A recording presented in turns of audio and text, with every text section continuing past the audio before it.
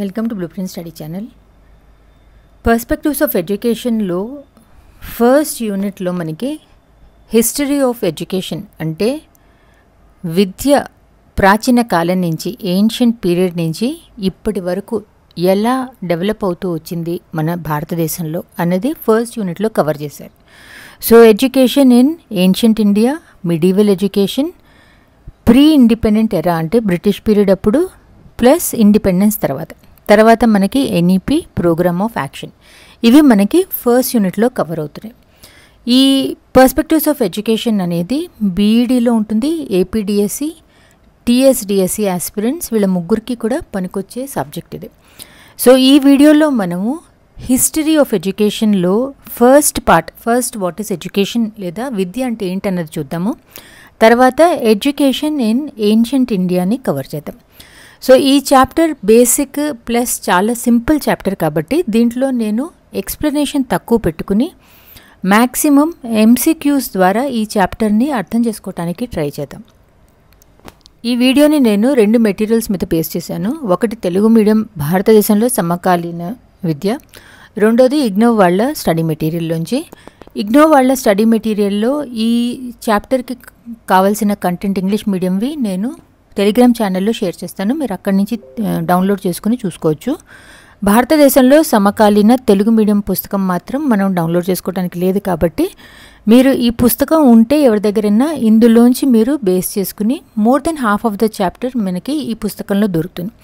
Telugu medium పుస్తకం, ఈ పుస్తకం చాలా బాగా రాశారు. ఈ యూనిట్లో కావాల్సిన మొత్తం టాపిక్ ఈ యూనిట్లో దొరకదు, కాకపోతే ఒక ancient Vedic education, Buddhist education, Islamic education, colonial education వరకు మనకి ఈ యూనిట్లో దొరుకుతుంది. తెలుగు అకాడమీలో యూనిట్ 1లో ఇచ్చిన కంటెంట్స్ ఇవి: ప్రాచీన, మాధ్యమిక, స్వాతంత్ర పూర్వ భారతీయ విద్యపై సమీక్ష. ఈ చాప్టర్లో మనం చూసే first MCQ, what is the origin of the term vidya? విద్య అనే పదానికి మూలం ఏమిటి అంటే ఏ భాషలోంచి మనకి విద్య అన్న పదం వచ్చింది? విద్య అన్న పదము విద్ అన్న పదంలోంచి వచ్చింది. ఈ విద్ అంటే అర్థం టు నో, టు పర్సీవ్ అంటే మనము తెలుసుకోవటం. విద్ అనే సంస్కృత మూల పదం విద్ నుంచి వచ్చింది కాబట్టి దాన్ని మనం విద్య అని చెప్పి అంటున్నాం. సో విద్ అంటే ఏంటి? విద్ అంటే తెలుసుకోవటం, జ్ఞానాన్ని సముపార్జించటం ఆర్ ప్రజ్ఞని పొందటం అని చెప్పి అర్థం. సో ఈ విద్య అన్న భాష సంస్కృతం, గ్రీక్ కాదు, హిందీ కాదు, తెలుగు కాదు. మనకి హిందీలో, సంస్కృతంలో, తెలుగులో మూడిట్లో విద్య అని అంటాం, కానీ దీని మూల మాత్రం సంస్కృతంలోనే ఉంది. So what is the origin of the term vidya అంటే సంస్కృతం is the correct answer. Question number 2, మనం విద్య అనేదాన్ని మనం 2 సెన్స్లో వాడతాం. ఒకటి బ్రాడ్ సెన్స్లో వాడతాము, ఒకటి నారో సెన్స్లో వాడతాం. నారో సెన్స్లో విద్య అంటే ఏంటి? మనం స్కూల్కి వెళ్ళి మనము ఏదైతే సంపాదించుకుంటున్నామో అది విద్య అని చెప్పి అంటాం. కానీ బ్రాడ్ సెన్స్లో విద్య అనేది ఊరికి క్లాస్ రూమ్లో కూర్చుని నేర్చుకునేదే కాకుండా మన మొత్తం లైఫ్లో డిఫరెంట్ ఎక్స్పీరియన్సెస్ ద్వారా ఇంకోళ్ళు ఎవరైనా మాట్లాడుతూ ఉంటే అలా మనం డిఫరెంట్ యాంగిల్స్లోంచి నేర్చుకునేదాన్ని కూడా మనం విద్య అని చెప్పి అంటాం. సో విద్య అనేది it is a life long process of acquiring knowledge. అది ఓన్లీ చిన్నప్పుడు స్కూల్కి వెళ్ళినప్పుడే కాకుండా మన జీవితం అంతా కూడా అది ఒక కంటిన్యూస్ ప్రాసెస్ లాగా మనకి లైఫ్లో ఏం ఎక్స్పీరియన్సెస్ వస్తూ ఉంటాయి, ఏం ఛాలెంజెస్ వస్తూ ఉంటాయి అన్న దాన్ని బేస్ చేసుకుని డిఫరెంట్ విషయాలు మనం నేర్చుకుంటూనే ఉంటాం. సో బ్రాడ్ సెన్స్లో మనం చూస్తే, in the broader sense education is limited to formal schools, అధికారిక పాఠశాలలకు పరిమితం చేయబడింది. లైఫ్ లాంగ్ ప్రాసెస్, జీవితకాల ప్రక్రియ. ఓన్లీ అబౌట్ ఎక్వైరింగ్ నాలెడ్జ్, జ్ఞానాన్ని పొందటం గురించి మాత్రమే. రెస్ట్రిక్టెడ్ టు చైల్డ్హుడ్, బాల్యానికి పరిమితం చేయబడింది. ఈ 4గిట్లో విస్తృత కోణంలో మనం ఆలోచిస్తే విద్య అంటే it's a lifelong process, జీవితకాల ప్రక్రియ. Question number 3, what does the Sanskrit root word vid from which vidya is derived? విద్ అనే పదం యొక్క అర్థం ఏమిటి? దీని నుండి విద్య అనే పదం ఉద్భవించింది. ఇందాక కూడా మనం చూసాము, విద్ అనేది సంస్కృత్ వర్డ్లోంచి వచ్చింది. విద్ అంటే టు నో, తెలుసుకోవటం అని చెప్పి అర్థం. సో విద్య అంటే నాలెడ్జ్ అనొచ్చు, తెలుసుకోవటం అనొచ్చు, లెర్నింగ్ అనొచ్చు, విజ్డమ్ అని ఉండొచ్చు. ఇలా ఏవి ఇచ్చినా కూడా మీరు ఆప్షన్స్లో కనిపిస్తే మీరు టిక్ చేయగలగాలి. So what does the Sanskrit word with mean? With అనే పదం యొక్క అర్థం ఏంటంటే ఆప్షన్ 4 టు నో, తెలుసుకోవటం is the correct answer. Question number 4, what does the Latin word educare from which the term education is derived mean? Latin పదం educare అంటే ఏమిటి? దీని నుండి విద్య ఎడ్యుకేషన్ అనే పదం ఉద్భవించింది. ఎడ్యుకేర్ అన్న వర్డ్ లాటిన్ అన్నది ఫస్ట్ గుర్తుపెట్టుకోవాలి. ఎడ్యుకేర్ అంటే అర్థం ఎవరినన్నా మనము లీడ్ చేయటం లేదా టు బ్రింగ్ దెమ్ అప్, వాళ్ళని మనం నర్చర్ చేయటం లేదా వాళ్ళని గైడ్ చేయటం. అంటే చిన్నపిల్లలు వాళ్ళకి ఏం తెలియదు కాబట్టి అక్కడి నుంచి వాళ్ళ పొటెన్షియల్ని మనం బయటికి లాగగలగటం, దాన్ని మనము ఎడ్యుకేర్ అని చెప్పి అంటాం. So what does the Latin word educare mean అన్నప్పుడు టు లీడ్ ఫోర్త్, ముందుకి నడిపించటం, దారి చూపటం, వృద్ధిలోకి తేవటం is the correct answer. Question number 5, which of the following are key objectives of education? క్రింది వాటిలో ఏది చదువు యొక్క ముఖ్య లక్ష్యాలు? Protecting and sharing cultural values, సాంస్కృతిక విలువలను రక్షించటం మరియు పంచుకోవటం, developing moral and social values, నైతిక మరియు సామాజిక విలువలను అభివృద్ధి చేయటం, ఎంకరేజింగ్ ఇండివిజువల్ కాంపిటీషన్, వ్యక్తిగత పోటీని ప్రోత్సహించటం, ప్రమోటింగ్ నేషనల్ యూనిటీ, జాతీయ ఐక్యతను ప్రోత్సహించటం. సో మనం పిల్లలకి చదువు చేర్పించినప్పుడు ఊరికే వాళ్ళకి పుస్తకాల్లో ఉండ నాలెడ్జ్ నేర్చుకోవటం అన్నట్టే కాకుండా వాళ్ళకి మన కల్చర్ ఎలా ఉంటుంది, మన హెరిటేజ్ ఎలా ఉంటుంది, మన ట్రెడిషన్స్ ఏంటి, మన వాల్యూస్ ఏంటి అనేవి నేర్పిస్తాం. సో అవి వాళ్ళు సరిగ్గా మన దగ్గర నుంచి మనం పాస్ ఆన్ చేసినప్పుడు అది ఒక జనరేషన్ నుంచి ఇంకో జనరేషన్కి కంటిన్యూ అవుతుంది. సో ఎడ్యుకేషన్ అనేది it helps in protecting and sharing cultural values, సాంస్కృతిక విలువలను రక్షించటం మరియు పంచుకోవటం, develops moral and social values. Education అనేది ఒక మనిషిలో కానీ పిల్లల్లో కానీ మోరల్ అండ్ సోషల్ వాల్యూస్ని పెంచుతుంది. ఎందుకంటే మన ఆలోచన శక్తి పెరుగుతుంది కాబట్టి మనకి ఏది కరెక్ట్, ఏది రాంగ్, ఏది చెయ్యొచ్చు, ఏది చెయ్యకూడదు, ఏది మన రెస్పాన్సిబిలిటీ, ఇలాంటి ఆలోచనలు మనకి ఇంప్రూవ్ అవుతాయి. దానివల్ల పిల్లలు ఎడ్యుకేషన్ వల్ల ఒక well rounded and socially responsible individuals లాగా పెరుగుతారు. So developing moral and social values, నైతిక మరియు సామాజిక విలువల్ని అభివృద్ధి చేయటం కూడా విద్య యొక్క వన్ ఆఫ్ ద ముఖ్య లక్షణాలు. థర్డ్, ఎంకరేజింగ్ ఇండివిజువల్ కాంపిటీషన్, వ్యక్తిగత పోటీని ప్రోత్సహించటం అనేది it is not an objective of education. కానీ ఎడ్యుకేషన్ వల్ల ఆఫ్టర్ ఎఫెక్ట్స్ లాగా ఈ ఇండివిజువల్ కాంపిటీషన్ ఆటోమేటిక్గా రంగంలోకి వస్తుంది. కానీ అది it is not an objective of education. Fourth, promoting national unity, జాతీయ ఐక్యతను ప్రోత్సహించటం, ఇది కూడా it is a key objective of education. ఎందుకంటే మనం పిల్లలకి మన హిస్టరీ ఏంటి, మన దేశం అసలు ఎన్ని కష్టాలు పడి ఇక్కడ దాకా వచ్చింది, మన కల్చర్ ఏంటి, మన వాల్యూస్ ఏంటి, ఇవన్నీ మనం వాళ్ళకి నేర్పించినప్పుడు మనం అంతా ఒక కలిసికట్టుగా ఒక సొసైటీ లాగా బతకాలి, మనం అందరం ఒక నేషన్ అన్న ఆలోచన వాళ్ళల్లో పెరుగుతుంది. అందుకని చెప్పి ఎడ్యుకేషన్ వల్ల నేషనల్ యూనిటీ, ఒక నేషనాలిటీ అన్న ఫీలింగ్ కూడా పెరుగుతుంది అని చెప్పొచ్చు. So which of the following are key objectives of education? క్రింది వాటిలో ఏది చదువు యొక్క ముఖ్య లక్షణాలు అన్నప్పుడు protecting and sharing cultural values అంటే సాంస్కృతిక విలువల్ని రక్షించటం, developing moral and social values, నైతిక మరియు సామాజిక విలువల్ని అభివృద్ధి చేయటం, ప్రమోటింగ్ నేషనల్ యూనిటీ, జాతీయ ఐక్యతను ప్రోత్సహించటం, ఈ మూడు కూడా వస్తాయి. Question number 6, education in its entirety helps in developing which of the following in a learner? అభ్యాసకుడిలో విద్య దేనిని అభివృద్ధి చేయటంలో సహాయపడుతుంది? మనం పిల్లలకి నేర్పించినప్పుడు ఈ లెసన్, ఆ లెసన్, ఈ కాన్సెప్ట్, ఆ ఫార్ములా, ఇవే కాకుండా మనం నేర్పిస్తున్న వాటి ద్వారా వాళ్ళ లోపల ఉన్న మనకి తెలియని టాలెంట్లు కూడా బయటకు వస్తూ ఉంటాయి. సో న్యాచురల్గానే మనందరిలో కొన్ని పొటెన్షియల్స్ ఉంటాయి. ఆ పొటెన్షియల్స్ మన ఎడ్యుకేషన్ ద్వారా డెవలప్ అయ్యి అవి వాళ్ళల్లో ఇంప్రూవ్ అవటం మొదలు పెడతాయి. సో ఎడ్యుకేషన్ వల్ల ఎవరైనా పిల్లలైనా పెద్దవాళ్ళైనా వాళ్ళలోని న్యాచురల్ ఎబిలిటీస్ అంటే సహజ సామర్థ్యాలు పెరుగుతాయి. ఏదన్నా మనం వాళ్ళకి ఏదన్నా స్కిల్ అలాంటివి ఏదన్నా నేర్పించినప్పుడు ఆటోమేటికల్లీ వాళ్ళకి ఏదన్నా టాస్క్ని ఎలా కంప్లీట్ చేయాలి, ఏదన్నా ప్రాబ్లం ఉంటే ఎలా సాల్వ్ చేయాలి, ఇలాంటి స్కిల్స్ కూడా పెరుగుతాయి. ప్లస్ ఏది కరెక్ట్ ఏది రాంగ్ ఈ ఆలోచనలు కూడా పెరుగుతాయి.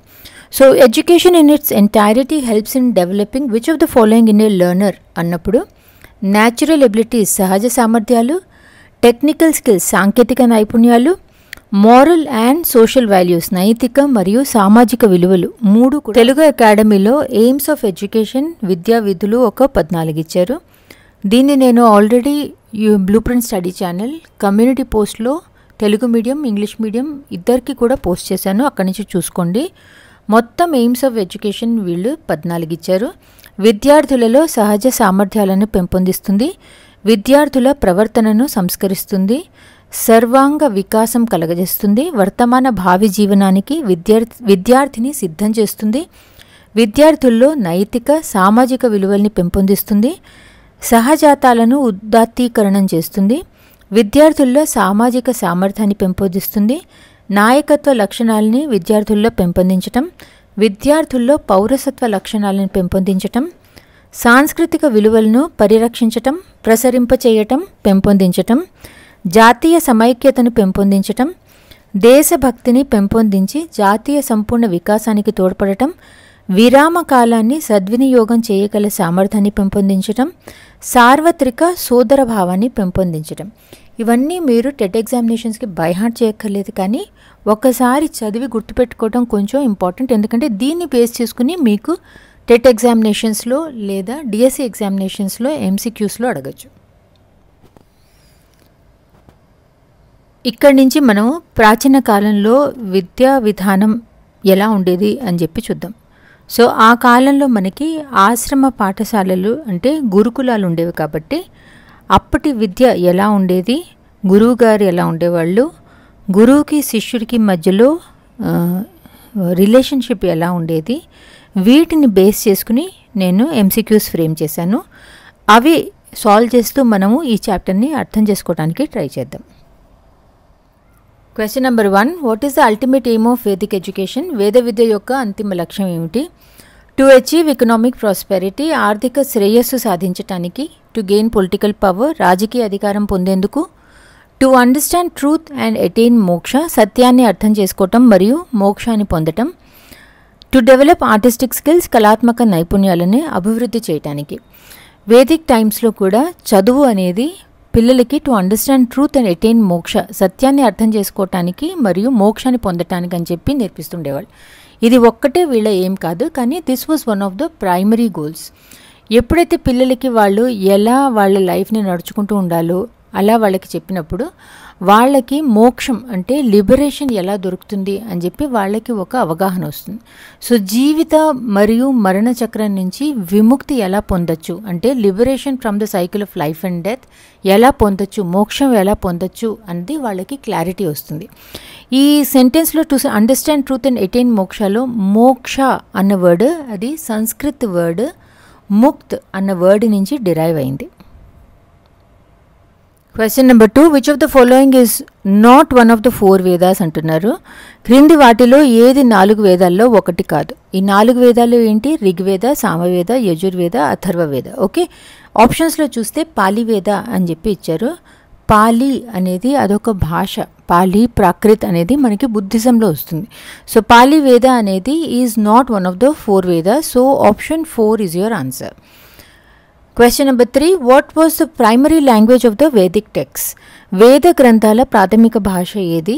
మనకి వేదాలన్నీ కూడా ఏన్షియంట్ సంస్కృత్, చాలా మటుకు ఏన్షియంట్ సంస్కృతంలోనే ఉన్నాయి. So option 3 is the answer. Question number 4, what was the main duty of a student or shishya in a gurukul during the Vedic period? వేద కాలంలో గురుకులంలో విద్యార్థి అంటే శిష్యుడు యొక్క ప్రధాన విధి ఏంటి?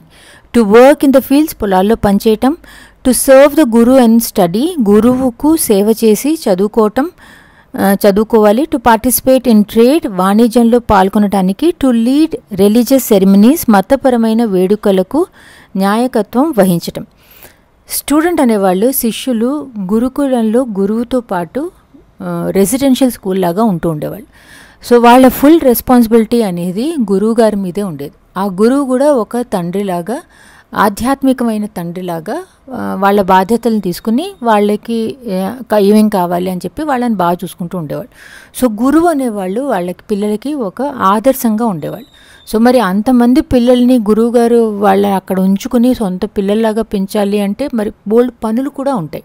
అందుకని చెప్పి ఆ గురువు గారికి ఏమేం పనులు ఉంటాయో వాటిలల్లో సొంత పిల్లల్లాగానే ఆ పిల్లలు అంటే శిష్యులు ఆ పనులన్నీ తీసుకుని వాళ్ళు కూడా వాళ్ళ సొంత ఇంట్లో చేస్తున్నట్టు చేసుకుంటూ అక్కడ బతుకుతూ ఉండేవాళ్ళు. Okay, so main duty of శిష్యులు ఏముండేదంటే ఆ టైంలో గురువు గారికి ఏమేం కావాలో అవన్నీ చూడటం, వాళ్ళ ఇంట్లో పనులు కానీ లేకపోతే అక్కడ ఏదైనా పూజన్నా ఏమన్నా జరుగుతూ ఉంటే ఆ యజ్ఞ విధులకు కావాల్సిన వాటిని సమకూర్చటం, ఇవన్నీ కూడా వాళ్ళు చూసుకుంటూ ఉండి ప్లస్ గురువు గారి దగ్గర చదువు నేర్చుకుంటూ ఉండేవాళ్ళు. So what was the main duty of ఎ శిష్య అన్నప్పుడు వేదకాలంలో గురుకులంలో విద్యార్థి యొక్క ప్రధాన విధి గురువుకి సేవ చేసి చదువుకోవాలి. To serve the guru and study is the correct answer. Question number 5. What does the term Veda mean?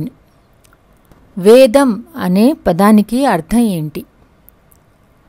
To write వ్రాయటానికి, టు సింగ్ పాడటానికి, to know or to know అంటే ఇక్కడ విజ్డమ్ అని కూడా యాడ్ చేద్దాము, తెలుసుకోవటానికి జ్ఞానం, టు టీచ్ బోధించటానికి. వేద అంటే తెలుసుకోవటం అంటే టు నో. వేదాస్ అనేవి they are considered the ultimate source of knowledge and wisdom. ఎవరైతే ఋషులు ఉండేవాళ్ళో వాళ్ళందరూ కూడా కలిసి ఈ వేదాలని లాట్ ఆఫ్ విజ్డమ్ అండ్ నాలెడ్జ్ని కలెక్టివ్గా రాసి వాటిని ఒక చోట ఉంచారు. వాటిని మనం వేదాస్ అని చెప్పి అంటాం. సమీకృతమైన ప్రజ్ఞ అని చెప్పి అంటారు. సమీకృతమైన ప్రజ్ఞ అంటే ఏంటి అంటే కలెక్టివ్ విజ్డమ్. ఇవి ఎవరో ఒక్క ఋషి రాసినవి కాదు వేదాలు.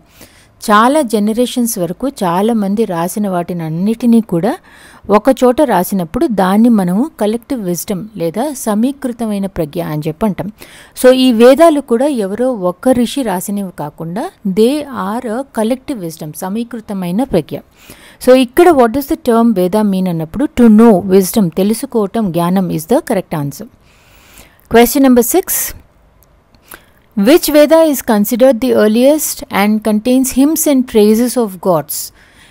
ఏ వేదం ప్రాచీనమైనదిగా పరిగణించబడుతుంది మరియు దేవతల స్తోత్రాలు మరియు స్తుతులు ఉంటాయి. ఓకే, అన్నిటికంటే పాతది, దాని తర్వాతే మిగతావన్నీ వచ్చాయి, మిగతా 3 వేదాలు. ఓకే, అన్నిటికంటే పాతది ఈజ్ ఎర్లియస్ట్ అంటున్నారు కదా, అది ఋగ్వేదం. ఋగ్వేద అనేది అన్నిటికంటే ముందు రాశారు. ఆ తర్వాతే మిగతా యజుర్వేద, అథర్వవేద, సామవేద ఇవన్నీ కూడా ఆ తర్వాతే ఆవిర్భవించాయి. So option 4 is your answer. Question number 7. What was the relationship between the guru and shishya during the Vedic period?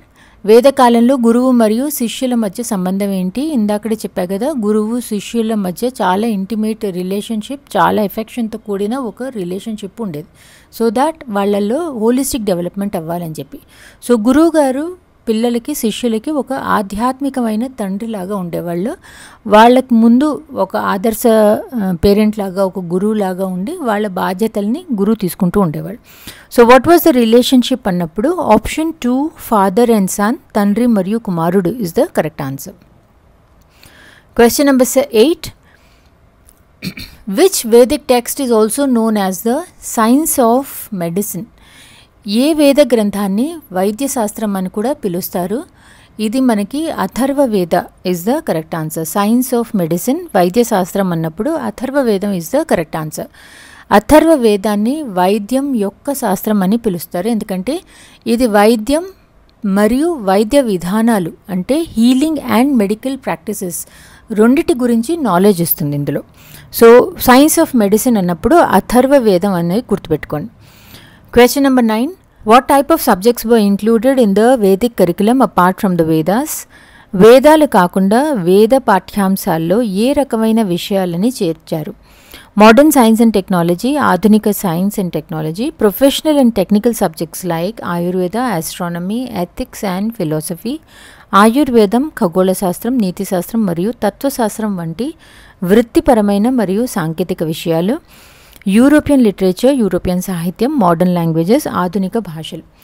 Vedic curriculum, Vedic ఎడ్యుకేషన్లో వాళ్ళ కరికులం ఏదైతే ఉండేదో అందులో బేసిక్ కాన్సన్ట్రేషన్ వేదాస్ మీద ఉన్నా కూడా అది ఒక్కటే నేర్పించినప్పుడు పిల్లల్లో ఆల్రౌండ్ డెవలప్మెంట్ అనేది కుదరదు. ఎందుకంటే పిల్లలు 4 రకాల 4 డైరెక్షన్స్లో 4 డిఫరెంట్ సబ్జెక్ట్స్ అలా చదివినప్పుడే వాళ్ళ ఆలోచన శక్తి పెరుగుతుంది. అందుకని చెప్పి ఓన్లీ వేదాసే కాకుండా అప్పటి శిష్యులకి ఆయుర్వేదము, ఖగోళ శాస్త్రం, నీతి శాస్త్రం, తత్వశాస్త్రం ఇవే కాకుండా మిలిటరీ ఎడ్యుకేషన్, అర్థశాస్త్రం ఇవన్నీ కూడా నేర్పిస్తూ ఉండేవాళ్ళు.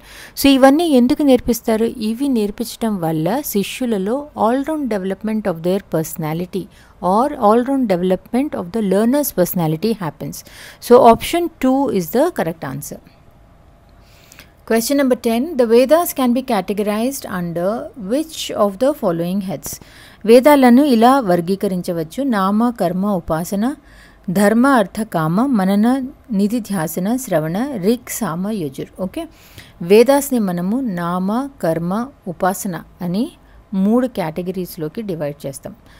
నామాలో జనరలీ మనకి knowledge and wisdom related content ఏదైతే ఉంటుందో పిల్లలకి నేర్పించేది అది నామ అన్న కేటగిరీ కింద పడుతుంది. కర్మ అంటే చర్యలు లేదా ప్రవర్తన నియమావళి, అంటే actions or code of conduct, ఎలా పిల్లలు నడుచుకోవాలి అనేది మనకి కర్మ కింద పడుతుంది. అంటే ఓన్లీ వాళ్ళ గురుకులంలోనే కాదు, లైఫ్లో అయినా కూడా వాళ్ళ నడవడి ఎలా ఉండాలి అనేది మనకి కర్మ కింద వస్తుంది. థర్డ్ ఈజ్ ఉపాసన. ఉపాసన అంటే dedication or devotion to god, అంటే దేవుడికి అంకితం ఎలా అవ్వాలి, ఆర్ భక్తి అంటే ఏంటి, ఈ దీనికి సంబంధించిన టాపిక్స్ అన్నీ మనకి ఉపాసన అన్న దాంట్లో పడతాయి.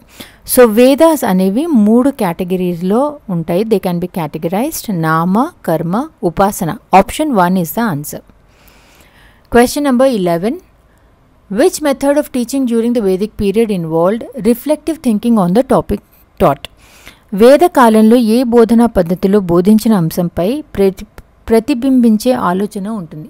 రిఫ్లెక్టివ్ టీచింగ్ అనేది మనకి ఈ కాలంలో కూడా మనం వాడతాం. రిఫ్లెక్టివ్ టీచింగ్ అంటే ఏంటి? మనం ఇంతకుముందు మనం ఏదైతే టాపిక్ నేర్పిస్తామో పిల్లలకి ఊరికే క్లాస్లో నేర్పించి అది వదిలేయటం కాకుండా తర్వాత వాళ్ళకి ఏదన్నా యాక్టివిటీస్ ఇచ్చి ఏమన్నా ఇచ్చి ఆ టాపిక్ మీద వాళ్ళు ఇంకొంచెం రిఫ్లెక్ట్ చేసి దాంట్లో ఇంకొంచెం క్లారిటీ వచ్చేందుకు ట్రై చేస్తాం. ఓకే, సో అలానే వేదిక్ పీరియడ్లో కూడా మెథడ్స్ ఆఫ్ టీచింగ్ లేదా ప్రాసెస్ ఆఫ్ ఇన్స్ట్రక్షన్ అనేవి 3 లెవెల్లో ఉండేది. ఫస్ట్ ఈజ్ శ్రవణ, సెకండ్ ఈజ్ మనన, థర్డ్ ఈజ్ నిధిధ్యాసన. శ్రవణ అంటే ఏంటి? శ్రవణ అంటే వినటం, listening. Students listen to the words or text uttered by the teacher. Okay, అంటే పిల్లలు వాళ్ళ గురువు ఏదైతే జ్ఞానాన్ని బోధిస్తున్నారో దాన్ని మౌనంగా కూర్చుని వాళ్ళు శ్రద్ధగా వినటాన్ని మనం శ్రవణ లేదా లిసనింగ్ అని చెప్పంటాం. సో ఏదైనా టాపిక్ మనం నేర్చుకోవాలి అంటే this is always the first level. Okay, తర్వాత ఏదైతే టాపిక్ మనం స్టూడెంట్స్ వింటారో శిష్యులు, దాని గురించి వాళ్ళు ఏకాంతంలో ఉన్నప్పుడు వాళ్ళు ఆ టాపిక్ గురించి ఒకసారి వాళ్ళు ఆలోచించుకోవాలి. ఆ ఆలోచన, ఆ టాపిక్ ఏంటి గురువుగారు చెప్పారు అన్నది వాళ్ళు కూర్చుని దాని గురించి వాళ్ళు ఒకసారి రిఫ్లెక్ట్ చేస్తే అప్పుడు వాళ్ళకి దాని గురించి కొంచెం క్లారిటీ వస్తుంది. ఆ స్టేజ్ని మనము మనన లేదా డెలిబరేషన్ అని చెప్పంటాం. ఒకసారి మనం వింటాము, తర్వాత శిష్యులు వెళ్ళి కూర్చుని దాని గురించి కొంచెం వాళ్ళు ఆలోచించినప్పుడు వాళ్ళకి కొంచెం క్లారిటీ వస్తుంది. Third level is nididhyasana. Nididhyasana అంటే మెడిటేషన్. ఎప్పుడైతే వాళ్ళు ఒక టాపిక్ మీద వాళ్ళు మెడిటేట్ చేస్తారో అప్పుడు వాళ్ళకి సత్యం అనేది ఏంటి అన్నది అర్థమవుతుంది. అంటే వాళ్ళకి ఫుల్ క్లారిటీ వస్తుందన్నమాట. సో నిధిధ్యాసనం, మెడిటేషన్ అనేది it is related to the realization of truth. So ఇక్కడ which method of teaching during the Vedic period involved reflective teaching on the topic taught, అంటే బోధించిన అంశంపై ప్రతిబింబించే ఆలోచన అనేది manana is the correct answer. Question number 12. What does the term Upanayana mean in the traditional Vedic context? సాంప్రదాయ వైదిక సందర్భంలో ఉపనయనం అనే పదానికి అర్థం ఏంటి? అసలు ఉపనయనం అంటే ఏంటి? ఉపనయనం అనేది ఎప్పుడైతే పిల్లల్ని గురుకులానికి పంపించేవాళ్ళో అక్కడి నుంచి ఆ పిల్లలకి formal education under the guidance of గురువు గారి కింద ఒక ఫార్మల్ ఎడ్యుకేషన్ అనేది స్టార్ట్ అయ్యేది. సో ఈ ఫార్మల్ ఎడ్యుకేషన్ స్టార్ట్ అవుతున్న ఆ రోజుని వాళ్ళు ఒక సెరిమనీ లేదా ఒక ఫంక్షన్ లాగా చేసేవాళ్ళు. దాన్ని మనము ఉపనయన అని చెప్పి అనేవాళ్ళం. ఉపనయన అంటే అర్థం ఏంటి? Bringing near or close to the guru, అంటే గురువు గారికి దగ్గరగా అని చెప్పి అర్థం. సో ఈ ఫంక్షన్ ఒకసారి వాళ్ళు చేసిన తర్వాత అక్కడి నుంచి వాళ్ళు కొన్ని ఏళ్ల తరబడి వాళ్ళు ఆ గురువుగారి దగ్గరే ఉండి వాళ్ళు నేర్పించేవన్నీ నేర్చుకుని ఆ తర్వాతే వాళ్ళు వాళ్ళ గురుకులం నుంచి బయటికి వచ్చేవాళ్ళు. సో ఎప్పుడైతే ఈ గురుకులంలో వాళ్ళు ఉండేవాళ్ళో అప్పుడు ఆ పిల్లల్ని గురుకులవాసి లేదా అంతేవాసి అని చెప్పి పిలిచేవాళ్ళు. సో ఇక్కడ what is the term upanayana mean in the traditional Vedic context అన్నప్పుడు bringing a student close to their guru for initiation into education journey. విద్యా ప్రయాణంలో దీక్ష కోసం విద్యార్థిని తమ గురువు దగ్గరికి తీసుకురావటం is the correct answer. Question number 13. What were the 3 stages of life that led to moksha according to the Vedic education? Vedic education ప్రకారం మనకి మోక్షం లభించాలి అంటే 3 స్టేజీల ధర్మ, అర్థ, కామ. ధర్మ అంటే మన జీవితాన్ని మనము కరెక్ట్గా మారల్స్ అన్నీ ఫాలో అవుతూ ఎలా బతకటం అనేది ధర్మం కిందకు వస్తుంది. సెకండ్ ఈజ్ అర్థ. అర్థ అంటే మనము మనకు కావాల్సిన వెల్త్ని, మనకు కావాల్సిన సెక్యూరిటీని, ప్రాస్పెరిటీని ఇవన్నీ మనం ఎర్న్ చేసుకోవటం అర్థ కిందకు వస్తుంది. కర్మ అంటే మనకి ప్రేమని, ఎంజాయ్మెంట్ని ఆర్ సెన్సువల్ ప్లెజర్స్ని వీటన్నిటిని అప్రిషియేట్ చేయటం ఏమో మనకి కామ కిందకు వస్తుంది. Okay, so what are the 3 stages of life that lead to moksha? వేద విద్య ప్రకారం మోక్షానికి దారి తీసే జీవితంలోని 3 దశలు dharma, artha, kama is the correct answer. Question number 14. Women during the Vedic life were educated and could become rishikas. What other activities were they involved in? వేద యుగంలో స్త్రీలు విద్యావంతులై ఋషికలుగా మారగలరు. ఋషికులుగా. ఓకే, వారు ఏ ఇతర కార్యకలాపాలలో పాల్గొనేవాళ్ళు? ఆడవాళ్ళకి కూడా కొంతమందికి వాళ్ళు చదువు ఇంట్రెస్ట్ ఉండి చదువుకుంటూ ఉండేవాళ్ళు. ఫేమస్ రిషికాస్ మనకి గార్గి అలాంటి వాళ్ళు కూడా, వాళ్ళ గురించి కూడా మనం విమెన్ రిషికాస్ కింద విన్నాం. సో వాళ్ళకి ఓన్లీ వేదాలు చదవటమే కాకుండా రిచువల్స్ అంటే పూజలు లాంటివి ఎలా చేయాలి అండ్ కొన్ని హ్యాండీక్రాఫ్ట్స్ ఆడపిల్లలు చేసుకుని వాళ్ళ ఇంట్లో వాళ్ళకి వాడుకునేందుకు అని చెప్పి ఏదన్నా చేసుకోవటానికి వాటికి హ్యాండీక్రాఫ్ట్స్ ఏం కావాలి అంటే అల్లికలు, కుట్లు అలాంటివి ఆడవాళ్ళకి నేర్పిస్తూ ఉండేవాళ్ళు. So women during the Vedic stage were educated and could become rishikas. What other activities were they involved in అన్నప్పుడు religious rituals and practical handicrafts, మతపరమైన ఆచారాలు మరియు ఆచరణాత్మక హస్తకళలు is the correct answer. Question number 15. What were the 6 Vedangas studied alongside the Vedas in the Vedic curriculum? వేద పాఠ్యాంశాల్లో వేదాలతో పాటు 6 వేదాంగాలు ఏవి అధ్యయనం చేయబడ్డాయి? Literature, history, geography, mathematics, science, philosophy, సాహిత్యం, చరిత్ర, భూగోళ శాస్త్రం, గణితం, సైన్స్, తత్వశాస్త్రం, కల్ప, వ్యాకరణ, జ్యోతిష, ఛంద, నిరుక్త, శిక్ష. కల్ప, వ్యాకరణ, జ్యోతిష, ఛంద, నిరుక్త విషయ ఇవి ఎటాగు Sanskrit words. Okay, so let me not read the other things. 6 Vedangas వేదాస్తో పాటు చదివిన వాటిని ఆప్షన్ 2 కల్ప, వ్యాకరణ, జ్యోతిష, ఛంద, నిరుక్త, శిక్ష is the correct answer. So కల్ప అంటే ఏంటి? కల్ప అంటే రిచువల్, అంటే పూజలు లాంటివి మనం ఎలా చేయాలి అన్నది మనకి కల్ప కింద పడుతుంది. వ్యాకరణ అంటే గ్రామర్, జ్యోతిష అంటే ఆస్ట్రానమీ, ఛంద అంటే మెట్రిక్స్ అంటే మెజర్మెంట్ లాంటివి, నిరుక్త ఎటిమాలజీ ఏ వర్డ్ ఎందులోంచి వచ్చింది అన్నది నిరుక్త ఎటిమాలజీ కిందకు వస్తుంది. ఇందాక మనం ముక్తి అంటే ఏంటి? ముక్తి అనేది సంస్కృత్ వర్డ్ ముక్తిలోంచి వచ్చింది అని చెప్పి డిరైవ్ చేశాం కదా, అది మనకి అట్లాంటివన్నీ నిరుక్తలో పడతాయి. శిక్ష ఇస్ ఫోనెటిక్స్ అంటే ఏ వర్డ్ ఎలా ఉచ్చరించాలి అన్నది ఈ టాపిక్ కింద పడుతుంది. సో వేద పాఠ్యాంశాల్లో వేదాలతో పాటు 6 వేదాంగాలు ఏవి అధ్యయనం చేయబడ్డాయి అన్నప్పుడు కల్ప, వ్యాకరణ, జ్యోతిష, ఛంద, నిరుక్ష, శిక్ష is the correct answer. Question number 17. The Vedas contain dash verses. వేదాల్లో డాష్ శ్లోకాలు కలిగి ఉన్నాయి. 20,358 శ్లోకాలు ఉన్నాయి. Which of the following are important aims of Vedic education? ఇది లాస్ట్ది. కింది వాటిలో వేదానికి సంబంధించిన ముఖ్యమైన లక్ష్యాలు ఏవి? వేదానికి కాదు, వేదిక్ ఎడ్యుకేషన్ కోసం. ఓకే, అంటే వేదిక్ ఆ టైంలో వాళ్ళు చదువు ఎందుకు నేర్పించేవాళ్ళు, దానివల్ల వచ్చే అడ్వాంటేజెస్ ఏంటి? So what is your basic aim of teaching children in those times? So పిల్లలకి వాళ్ళు వేదిక్ ఎడ్యుకేషన్ టైంలో పిల్లలకి చదువు చెప్తే వాళ్ళల్లో వాళ్ళ క్యారెక్టర్ డెవలప్ అవుతుంది, వాళ్ళ పర్సనాలిటీ డెవలప్ అవుతుంది, వాళ్ళంతటా వాళ్ళు కొన్ని పనులు చేసుకోగలుగుతారు. మనం పైన చాలా జనరేషన్స్ నుంచి ఏవైతే చాలా విషయాలు మనం పాస్ ఆన్ చేస్తున్నామో మన కల్చర్ లాంటివి, అవి పాడవకుండా ఉంచుకుని మిగతా నెక్స్ట్ జనరేషన్కి పాస్ అవ్వగలుగుతారు. అండ్ ఎన్ష్యూరింగ్ హెల్తీ ప్రోజనీ, అంటే వాళ్ళు ఆరోగ్యంగా యోగా లాంటివి సరిగ్గా తిని అలా ఉండి వాళ్ళ నెక్స్ట్ జనరేషన్ కూడా ఆరోగ్యంగా ఉండేట్టు చేయటం, ఇవన్నీ కూడా they are some of the important aims of Vedic education. So which of the following are important aims of Vedic education అన్నప్పుడు development of character and personality, పాత్ర మరియు వ్యక్తిత్వ అభివృద్ధి, ప్రిజర్వేషన్ ఆఫ్ కల్చర్, సంస్కృతి పరిరక్షణ, ఎన్ష్యూరింగ్ హెల్తీ ప్రోజనీ, ఆరోగ్యకరమైన సంతానాన్ని నిర్ధారించటం. 1, 2 and 3. Option 3 is the answer.